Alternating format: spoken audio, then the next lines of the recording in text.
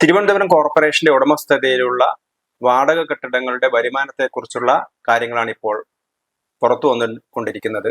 ഇത് പ്രധാനമായും ഈ ഒരു ചർച്ചയിലേക്ക് നയിച്ചത് കഴിഞ്ഞ ദിവസം വട്ടിയൂർക്കാവ് MLA PK പ്രശാന്തും അതേപോലെ തന്നെ പുതിയ കൗൺസിലർ മുൻ DGPയുമായ R ശ്രീലേഖയും തമ്മിൽ അവർ നടന്ന ഒരു സംഭാഷണം. ആ സംഭാഷണത്തെ തുടർന്നാണ് അതൊരു വിവാദമാവുകയും അതേ തുടർന്നാണ് ഇത്തരത്തിലൊരു അന്വേഷണത്തിലേക്ക് വന്നത്. ഒരുപക്ഷെ ഇപ്പോൾ കോർപ്പറേഷൻ ഭരിക്കുന്ന BJPയും മേയർ VV രാജേഷും നേരത്തെ തന്നെ ഇത്തരം ഒരു കാര്യത്തെക്കുറിച്ച് ആലോചിച്ചിരുന്നോ എന്നറിയില്ല. പക്ഷെ ഏതായാലും വലിയ വിവാദമാണ് ഇപ്പോൾ നടന്നുകൊണ്ടിരിക്കുന്നത്.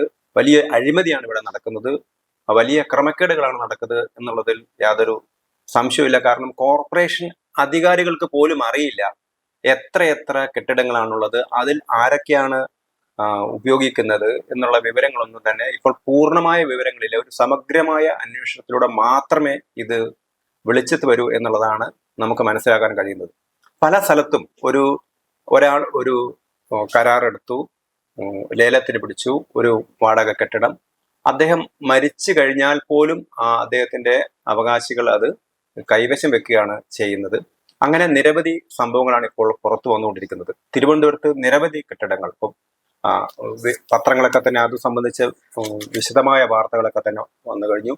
ഉള്ളൂരിലുണ്ട്, അതേപോലെ തന്നെ തിരുവനന്തപുരത്ത് കണ്ണിമേറ മാർക്കറ്റിലുണ്ട്, അതേപോലെ തന്നെ ശാസ്തമംഗലത്തുണ്ട്. തിരുവനന്തപുരത്ത് ഒരുപാട് സ്ഥലങ്ങളിൽ ഇങ്ങനെ നമുക്ക് ഇത് സംബന്ധിച്ച വിവരങ്ങൾ കാണാൻ കഴിയും. ഇവിടെയൊക്കെ തന്നെ CPMകാർക്ക് അവർ ലേലത്തിന് കൊടുക്കുകയാണ്. ആ ലേലം ഒന്നും തന്നെ പലരും അറിയാറില്ല.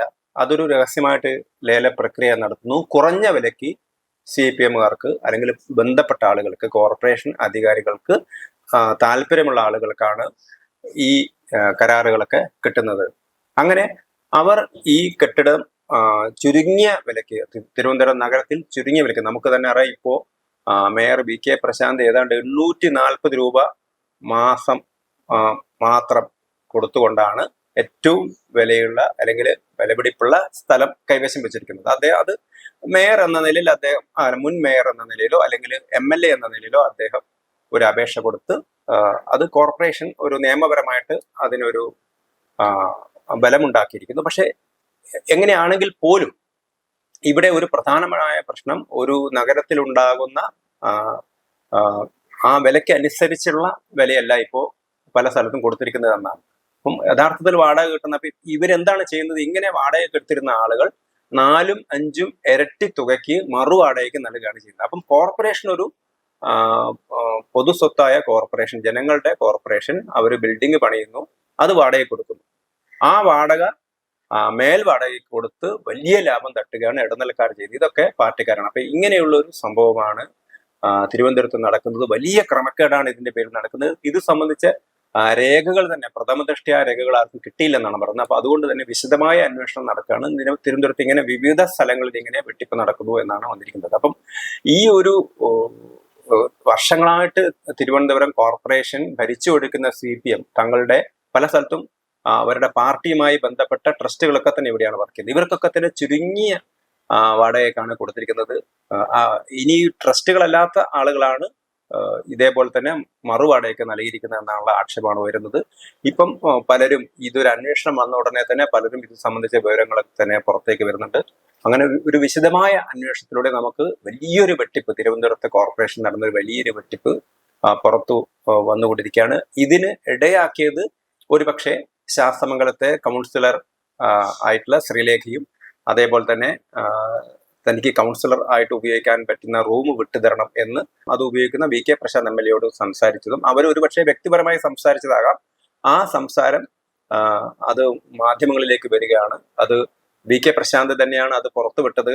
മേയർ കൗൺസിലർ തന്നോട് റൂം ഒഴിഞ്ഞു കൊടുക്കണമെന്ന് ആവശ്യപ്പെട്ടു എന്നൊക്കെയാണ് പുറത്തു വന്ന വാർത്തകൾ. എന്ത് തന്നെയായാലും ഇത് സംബന്ധിച്ച വാർത്തകളൊക്കെ പുറത്തു വന്ന സ്ഥിതിക്ക് തിരുവനന്തപുരത്തെ കോർപ്പറേഷൻ കെട്ടിടങ്ങൾ, അതായത് തിരുവനന്തപുരം നഗരത്തിലെ ഏറ്റവും വിലപിടിപ്പുള്ള ഏരിയയാണ്, അവിടെ ഏറ്റവും നല്ല വാടക കിട്ടുന്ന സ്ഥലമാണ്. ആ സ്ഥലത്ത് ചുരുങ്ങിയ നിരക്കിന് സ്വന്തക്കാർക്ക് വാടക കൊടുത്ത ശേഷം അവർ നാട്ടുകാർക്ക്, കാരണം ഇത് അവസാനമായിട്ട് ഉപയോഗിക്കുന്ന ആളുകളൊക്കെ തന്നെ വലിയ വാടകയാണ് കൊടുക്കുന്നത്. അവരല്ല ഇത് വാടകയ്ക്ക് എടുത്തിരിക്കുന്നത് എന്നുള്ളതാണ് സത്യം. വാടകയ്ക്ക് എടുത്തിരിക്കുന്ന ആളുകളിൽ നിന്ന് അവർ മേൽവാടകയ്ക്ക് വാങ്ങിയിരിക്കുകയാണ്. അപ്പൊ അവര് സാധാരണ കച്ചവടക്കാർ കൊടുക്കുന്നത് പോലെ 15,000 25,000 ഒക്കെ വാടക കൊടുത്താണ് അവർ ഉപയോഗിക്കുന്നത്. പക്ഷെ ഇവർക്ക് കിട്ടിയിരിക്കുന്ന ആളുകൾക്ക് ചുരുങ്ങിയ വാടകയ്ക്കാണ് കിട്ടിയിരിക്കുന്നത് എന്നുള്ളതാണ്. അപ്പൊ ഇതൊരു വിശദമായ അന്വേഷണത്തിലൂടെ മാത്രമേ ഇത്ര വലിയൊരു തട്ടിപ്പ് പുറത്തു വരാൻ ഇടയാകും. അതുകൊണ്ട് ഇതുവഴി ലക്ഷക്കണക്കിന് രൂപയുടെ നഷ്ടമാണ് തിരുവനന്തപുരം കോർപ്പറേഷന് സംഭവിച്ചിരിക്കുന്നത് എന്നുള്ളതാണ് പുതിയ മേയറും അതുപോലെ തന്നെ BJP യും അവർ പറയുന്നത്.